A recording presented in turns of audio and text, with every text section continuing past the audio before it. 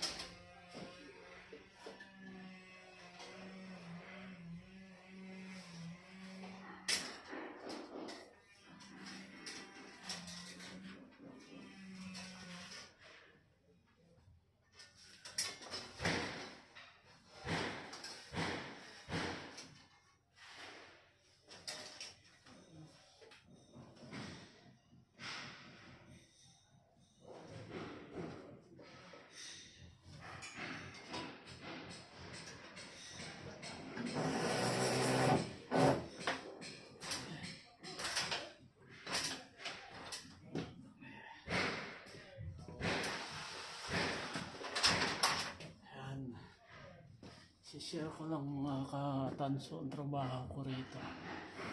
Ito lang sa mga baguhan. Nandito ako ngayon sa loob ng EHU room, sa control room.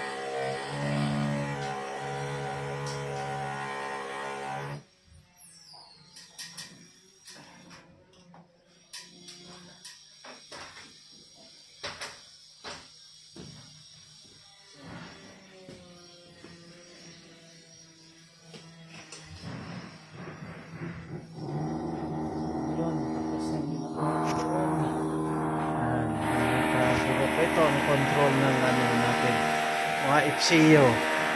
Ito FCU itong tanso. Ito naman yung HU. Dito ako sa HU room. Itong HU natin.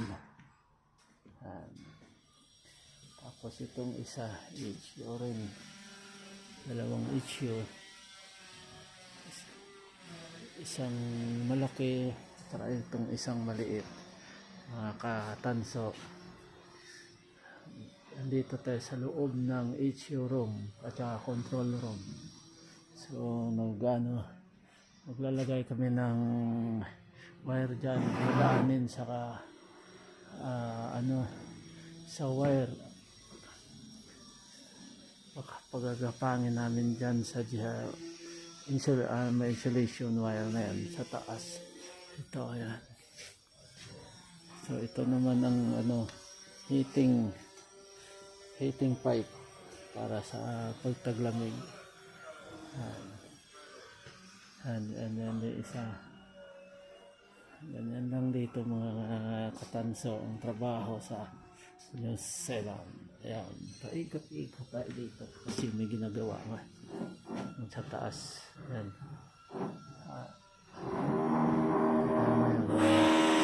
Ito kami maglalagay ng ano, outlet dito. Ito lang, para sa ano, power, para pag maglinis sila meron na abang. Ayan, ganyan mga katanso. Para ano to, para maintenance, para sa mga maglinis ng filter, may saksakan na sila. Ganyan.